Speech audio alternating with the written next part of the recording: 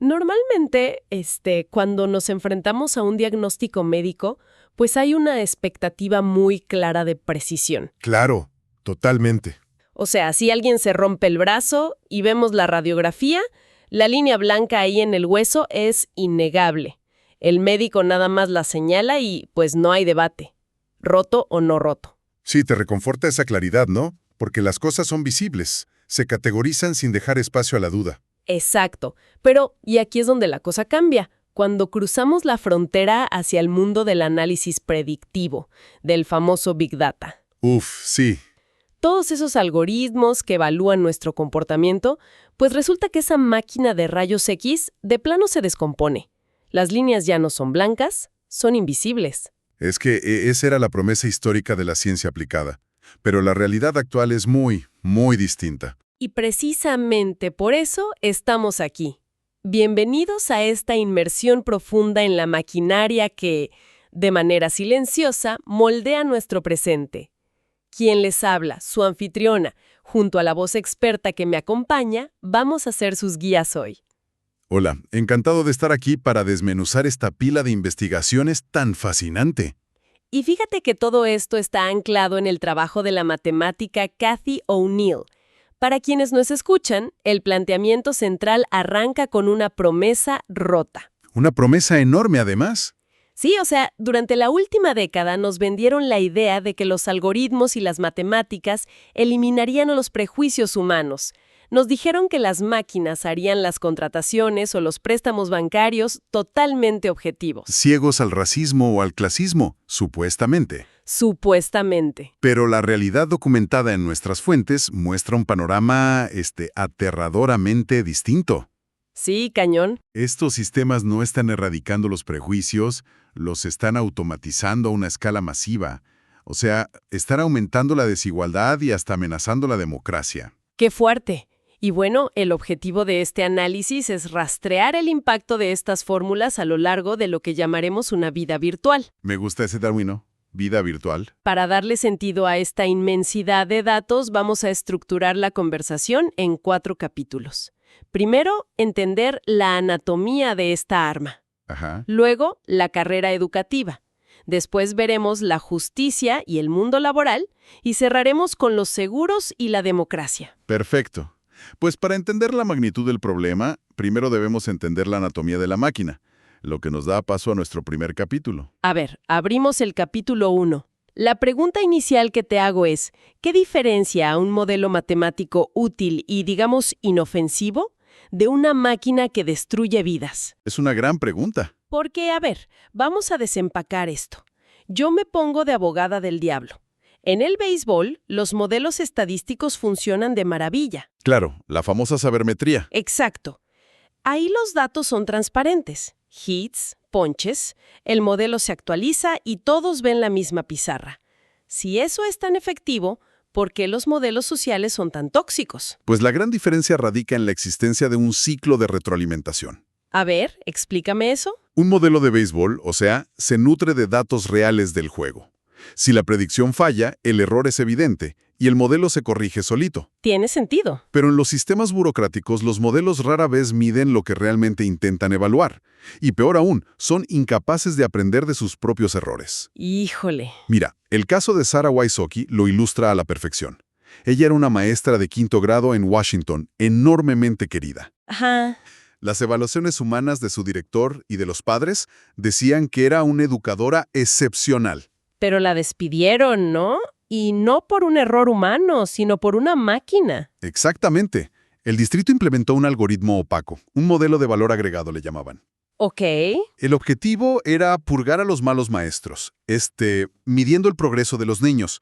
Pero como no puedes medir la educación así en abstracto, usaron un sustituto estadístico. Un proxy. Sí. Analizaron las fluctuaciones de las calificaciones en pruebas estandarizadas, y la fórmula le dio a Sarah un 6/100. ¡Qué locura! O sea, confiaron más en el software que en los humanos. Así es, y la despidieron junto a más de 200 colegas. Pero espera, ¿cómo es matemáticamente posible evaluar a una profesional solo por variaciones de un examen de niños de 5º grado? O sea, los niños son caóticos, tienen problemas en casa. Es que el algoritmo asumía ciegamente que cualquier caída en el rendimiento era culpa exclusiva de la maestra actual. Ignoraba por completo el nivel socioeconómico o los problemas familiares. Claro, los reduce a números. Y el mecanismo falló por algo más grave. Resulta que los maestros del año anterior probablemente habían inflado las calificaciones de esos niños para cobrar unos bonos de productividad. No me digas. O sea, ¿hicieron trampa? Ajá. Y cuando esos niños llegaron con Sara, que los evaluó honestamente, el algoritmo vio una caída y dijo, Sara es un fracaso monumental. Y ella nunca pudo ver cómo se calculó ese 6 sobre 100. Para nada. Y ahí nacen las famosas armas de destrucción matemática, o WMD. Se sostienen en 3 pilares. A ver. El primero es la opacidad.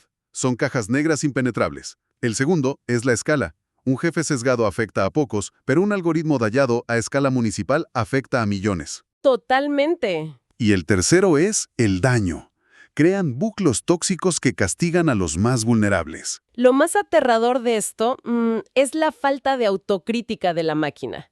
Si despiden a Sara, el sistema anota una victoria. Dice, listo, limpiamos otro mal elemento. Lo fascinante aquí, y a la vez lo terrible, es cómo estos modelos asumen la verdad en lugar de buscarla. El modelo cree que acertó de manera absoluta. Se vuelve una profecía autocumplida. Y bueno, si esto le pasa a profesionales consolidados, ¿qué pasa cuando esto se aplica a quienes intentan educarse? Pasemos al segundo capítulo, la carrera armamentista en la educación. Vamos a ello. La pregunta aquí es, ¿cómo manipulan los algoritmos el acceso al progreso y al sueño de una educación superior? Aquí es donde se pone muy interesante con la revista US News and World Report. El famoso ranking. Sí, porque querían cuantificar la excelencia académica.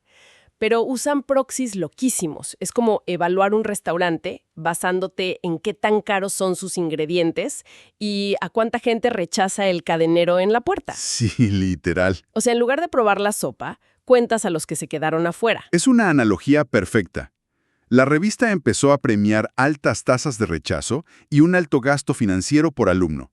Y claro, las universidades modificaron su comportamiento para hackear la fórmula. Jugaron el juego del algoritmo. Exacto. Inflaron costos construyendo gimnasios de lujo, bajaron estándares.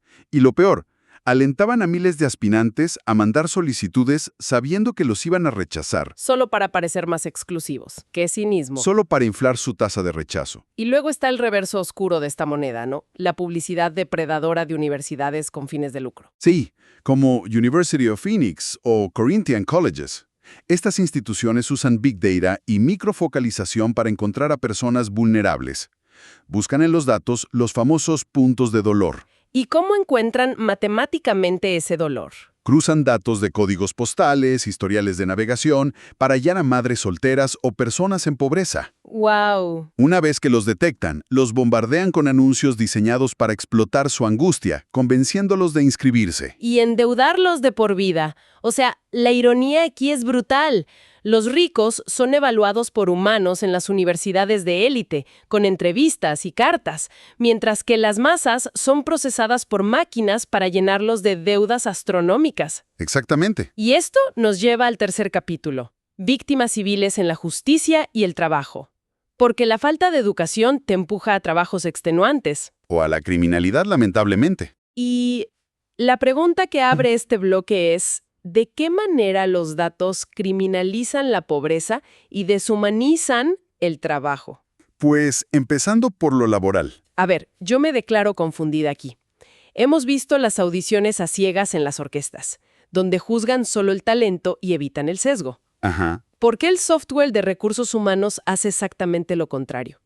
O sea, si no ve tu cara, ¿por qué discrimina tanto? Porque hoy en día los sistemas automáticos filtran el 72% de los currículums antes de que un humano los vea. Y el problema son los test de personalidad, como el Five Factor Model. Ah, claro. Mira el caso de Kyle Bain. Lo descartaron de trabajos de salario mínimo por su historial de salud mental. Pero espera, ¿es ilegal que te pregunten si tienes un trastorno psiquiátrico en una solicitud? Estaba con honestidad por su trastorno bipolar y la máquina lo clasificaba como un riesgo y lo desechaba. Lo marginan usando la estadística de escudo. Y luego, bueno, digamos que consigues el trabajo. Está este concepto del clopening en el comercio minorista. El clopening, que viene de close y open, es un software de optimización. Como el que usan en Starbucks, ¿no? Sí, trata a los empleados como engranajes para ahorrar centavos. El sistema te puede poner a cerrar la tienda a la medianoche y abrirla a las 5 de la mañana el día siguiente. Arruinando tu vida personal por completo. No les importa que tengas hijos o necesites dormir. El algoritmo solo busca maximizar la eficiencia en los horarios. Y también usan herramientas como Catafora, que monitorea tus correos buscando generadores de ideas. ¡Qué invasión! Y en la justicia es igual o peor. Hablemos de Predpol. El software policial predictivo, ajá. Promete enviar patrullas a donde ocurrirán los crímenes, se alimenta de datos históricos, y como históricamente la policía persigue delitos menores en barrios pobres, pues manda más patrullas ahí. Claro, y como hay más policías ahí, pues inevitablemente arrestan a más gente, lo que genera más datos que alimentan el sistema, ¿no? Es un ciclo. Es una profecía autocumplida. Genera más arrestos ahí y alimenta al sistema con datos totalmente sesgados. Y frente al juez, el cuestionario LCIR para predecir reincidencia. Ese es de terror. Te evalúa el código postal, tu historial familiar y castiga la pobreza con sentencias más largas. Literalmente. Si conectamos esto con el panorama general, uno pensaría que si ya fuiste filtrado de la escuela, hostigado por la policía y marginado a trabajos brutales, Pues mínimo en tu vida privada estás a salvo. pero no es así. Y con eso entramos a nuestro cuarto y último capítulo, Sin zona segura. Cómo nos persigue el algoritmo fuera del trabajo, dictando nuestras finanzas y hasta nuestros votos. Aquí entran los e-scores o puntuaciones electrónicas. Sí, porque, cuestiono yo la lógica de los buros de crédito. Si por una emergencia médica me atraso en mis pagos, ¿eso mágicamente me convierte en un mal trabajador o se me olvida cómo manejar un coche? Pues para las empresas sí. Usan tu historial crediticio como un proxy, un sustituto de la responsabilidad. ¡Qué injusto! Y esto viene de lejos. En 1896, Frederick Houseman creó modelos racistas para negar seguros a afroamericanos. Hoy, esa discriminación sobrevive oculta en la tecnología. El famoso redlining. Exacto. Discriminación por zonas. Las aseguradoras de autos descubrieron que pueden cobrarle más a un buen conductor en un barrio pobre que un conductor con multas en un barrio rico. Porque saben que el del barrio pobre no tiene tiempo o recursos para comparar precios de seguros. Monetizan su vulnerabilidad de manera milimétrica. ¡Órale! Y esta segmentación, pues obvio, llega a la democracia. Y aquí quiero hacer una pausa importante para la audiencia. Vamos a mencionar esto desde una neutralidad política estricta, sin apoyar ningún bando, solo exponiendo los datos operativos que marcan las fuentes. Sí, esto es puramente operativo.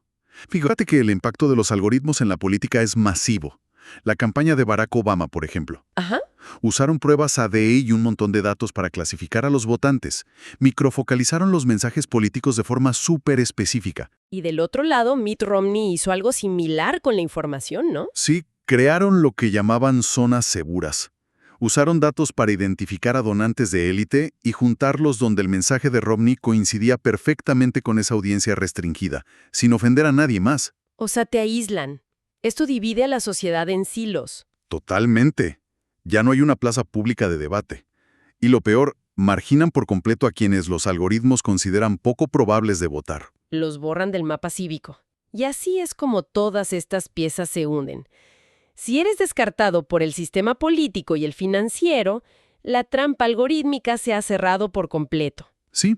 Y para nuestra recapitulación y conclusión, vemos emerger una verdadera espiral de la muerte que generan estas armas de destrucción matemática. Un ciclo de nunca acabar. Vivir en un barrio pobre reduce tu puntaje de crédito.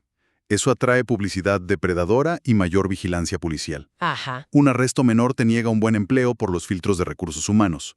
La falta de empleo te mantiene en la pobreza. Y el algoritmo te cobra más por préstamos y seguros. Híjole, la pobreza se vuelve cada vez más cara. Matemáticamente más cara. Y esto plantea una pregunta importante. ¿Qué hacemos al respecto? Las fuentes nos plantean algunas soluciones urgentes. La primera, la necesidad de hacer auditorías algorítmicas. Indispensable. O sea, medir los modelos por su justicia y su equidad, y no solo por las ganancias corporativas. ¿Y la segunda? Exigir un juramento hipocrático para los científicos de datos. Como los médicos. Exacto. Reconocer que la tecnología no debe sacrificar a las personas reales en el altar de la eficiencia y la optimización. Totalmente de acuerdo. Hemos llegado al final de esta inmersión, pero no quiero despedir a la audiencia sin dejarlos con una idea inquietante. Algo que no discutimos a fondo, pero que flota sobre todo este material. A ver, dinos. Si el Big Data se entrena exclusivamente observando y midiendo los prejuicios y las desigualdades de nuestro pasado, ¿cómo podremos construir como sociedad un futuro diferente si los algoritmos nos obligan matemáticamente a repetir nuestra propia historia? Uf, qué cierre. Da muchísimo para pensar. Gracias a quienes nos escuchan por acompañarnos a desempacar todo esto. Nos escuchamos en la próxima inmersión.